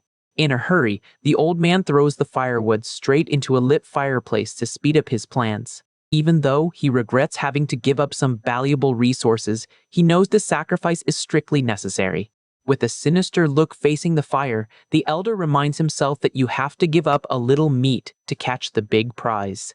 A few days pass, and a much lighter and happier atmosphere takes over the surroundings of the protector's cabin. Juwan gets ready peacefully while listening to his beloved Lizzie humming cheerfully around the house. The young woman excitedly examines several jars and provisions that the village chief decided to send early in the morning to please them. The prota is amazed to see that simple ingredients and old belongings managed to make her much more radiant than when her injury disappeared. Watching Lizzie's pure joy makes the young man realize that true happiness really lies in the simplest things in life. It is exactly this sweet nature that makes Juhan fall more and more in love with her, feeling immense pride in having her as his wife. He gently lets her know that he is heading out for work, catching the young woman's attention. The two exchange silly, playful goodbyes before the hunter finally steps out the front door. Wishing him a great day at work, the young woman waves affectionately from the doorway as she watches him walk away. On his way, the prota remembers that his mentor Gus planned a rabbit hunt for that day. He walks thoughtfully through the forest, hoping that the hunting trip will be a success. The young man wishes for this especially because of Dorothy, since the little girl is always begging for meat. However, the young man grips his axe and gulps, wondering if he will really have the heart to take the life of a defenseless little animal. He shakes his head frantically, trying to convince himself that he needs to put aside his modern sensitivity if he wants to survive here. The big problem is that whenever he tries to picture a cute, fluffy little bunny, the first thing that comes to his mind is his own wife. Completely embarrassed, he realizes that the resemblance between Lizzie's sweetness and that of a rabbit will make the task of taking the creature down almost impossible for him. Faced with this hilarious dilemma, the hunter can only silently hope that the rabbit they find is as ugly as possible. While he gets lost in his thoughts in the forest, a mysterious creature with glowing red eyes watches him, lurking amidst the bushes. Sometime later, the young man returns to the cabin and lets out a long sigh of exhaustion after finishing his daily chores. He reflects that even after fetching water and chopping a huge pile of firewood, there was still plenty of free time left before his hunt. With that, the prota decides to take advantage of the break to practice his magical skills a bit more. He realizes that although healing bruises has become extremely simple, he still cannot cast even a single spark of fire. Juwan is puzzled and wonders why on earth that powerful fire magic worked perfectly the moment he faced the wolves. The hunter begins to consider whether the secret to activating that skill is tied to the desperation of an emergency situation. Determined to try a new approach, he closes his eyes and attempts to focus all the magical energy gathered in his chest. Extending his arm with conviction, the young man shouts the name of a firestorm spell, hoping to see a grand result. Nothing happens, but he does not let it get him down, only regretting it because little Dorothy would be absolutely thrilled if she could see her father manipulating flames. The young man remembers that since his healing magic does not produce colorful lights or impressive sound effects, the little girl does not think the ability is a big deal. He lets out a discouraged sigh for not being able to put on the visual show that the little one would love to witness. Suddenly, the prota gets a huge shock when tiny sparks of heat begin to sprout right at the tips of his fingers. Despite finally managing to summon fire, he gives an ironic smile upon realizing that the tiny flame created is no bigger than the flame of a lighter. At that exact moment, Cute little Dorothy comes tumbling out of the cabin, still rubbing her sleepy eyes. The little girl yawns lazily and tries to focus her vision in the direction of where her adoptive father is standing in the yard. However, upon realizing what is happening right there in front of her, the little girl's eyes widen in absolute wonder. Jumping with pure joy, she points at the young man and shouts excitedly that her new dad's hand is producing real flames. Jahuan desperately asks his daughter not to get too close to avoid getting burned, but the little one only thinks about running to tell her mother the news.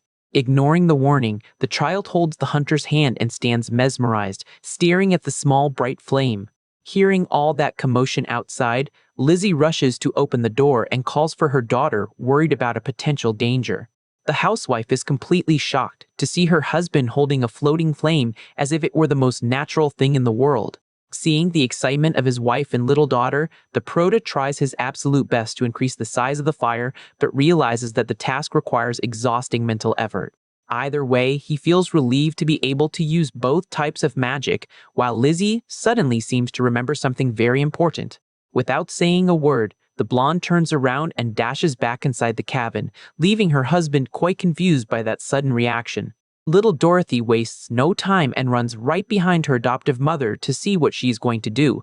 Left behind in the yard, the hunter gets discouraged because the fire went out and his two spectators left right at the best part. At that, the young man tries to summon the spark again and realizes he has a major practical problem since he has no idea how to put the fire out once it is lit.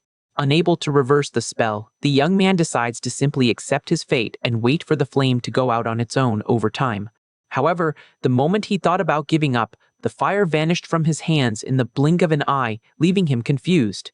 The hero concludes that the rules of magic in this new world are just too confusing and unpredictable for his modern mind.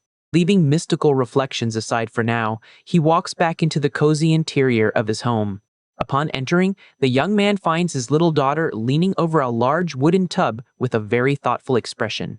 The little girl looks sadly at the bottom of the container and laments that the piece of meat left inside is so small. Lizzie lets out a warm giggle and teases that the little one is about to cry just because the food portion got smaller. Seeing that heartbroken face on his daughter, the Prota takes a heroic stance and mentally promises that he will bring back fresh rabbit meat no matter what it takes.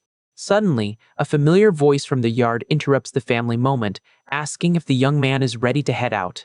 It is old mentor Gus, who appears at the cabin door wearing his usual green cloak and leaning on his wooden staff.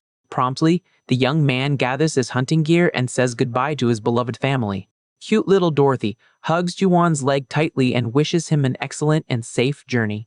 The hunter gently pats his little daughter's head and she smiles proudly for being praised as a good girl. Lizzie sweet talks her husband into being careful in the forest, and the hero returns the advice, asking her to stay safe as well. Before he steps through the door, the two say goodbye with a passionate kiss, leaving the little girl watching the scene with wide eyes. Jealous of the couple's affection, the little one makes a funny pout and demands to get a goodbye kiss too. Finding amusement in his daughter's sweet reaction, the young man patiently kneels down while Lizzie lets out another gentle laugh in the background. The hunter plants a loud kiss on the little girl's cheek, bringing a giant smile of pure happiness to her face. But the romantic mood is broken when the father catches his daughter's breath and discovers she has been raiding the meat pantry on the sly again. With the goodbyes taken care of, the two hunters finally leave the home and head toward the area of the forest where old Gus set up the traps. Throughout the entire walk, the experienced wanderer takes the opportunity to test the young man's knowledge, pointing at the trees along the way and asking which ones are good for firewood. At certain points, the old man makes the Prota stop their pace to carefully analyze tracks and rabbit droppings scattered along the trail. Suddenly, old Gus tells the Prota to stop walking immediately. Pointing toward the bushes, the mentor silently indicates that they found something just ahead. Looking where the old man is pointing, Juwan's eyes widen in absolute shock. Before him stands a massive, monstrous rabbit that looks nothing like the gentle and fluffy animals from Earth. Completely perplexed, the young man reflects that the bizarre creature looks more like a rabbit that evolved from a muscular kangaroo. The beast growls furiously, revealing sharp teeth and a frightening aggressiveness that shatters any idea of cuteness. The mentor comments that the prey is still full of energy since it was caught recently, making it the perfect target for Juwon's first hunt. But the old man quickly warns, with a slight smirk, that this will not be a simple task, since facing an aggressive animal is quite challenging. He explains that taking down a beast that fights back is completely different from hunting defenseless prey, something the old man himself still remembers very well. Next, Gus orders the youth to draw the special arrow that was given to him earlier. The master praises how quickly the young man learned the language and customs of the mountain in such a short time since his arrival. With a serious look, the veteran officially places the responsibility of that first hit into his pupil's hands. The old man wants to show in practice just how harsh the world of hunting can be, ensuring that the proto will never forget the lessons of that day. Obeying the command, the youth takes a few firm steps forward to get into a better position facing the target. The master then tells the young man to shoot the creature's foot first, leaving Juhwan confused by the strategy of aiming at such a specific and moving part. The mentor's plan is to have him practice his aim on a static target first, and then on a creature thrashing around in pain. He preaches that nature plays no favorites, and that acting with unnecessary harshness will only cause the beasts themselves to eventually seek revenge. Juwon feels the immense pressure of the moment, remembering that he needs to master these techniques if he wants to return alive to the arms of his family. The young man hesitates for a moment, realizing that hitting only the monster's foot will not end it immediately, serving only to inflict unnecessary pain on the creature. Even without fully understanding the real reason behind such a sadistic test from his mentor, he focuses his gaze with determination. The old man urges impatiently, ordering him once more to target the foot first and then finish the creature with a clean shot to the head. Before them, the bizarre beast lets out a frightening grunt, seeming to challenge the two hunters with its malicious glare and exposed teeth. Suddenly, locking eyes with that desperate look from the animal makes the proto remember his own painful arrival in this hostile world. He remembers when he woke up trapped in a dark dungeon with his own body completely weak and broken down by hunger. The memories of forms wasting away around him in that damp cell, where people lost any trace of humanity, come rushing back to his mind with full force. Even without knowing much about forest life or how to survive in the long run, Juwon now has absolute certainty in his heart. The young man realizes that, deep down, the old master's just trying to turn him into a true survivor capable of dealing with the cold reality of that world. Requesting no further hesitation from himself, he pulls the bowstring back with all his colossal strength and lets fly the decisive shot. The arrow cuts through the air at high speed, unleashed with impressive power toward the fearsome prey.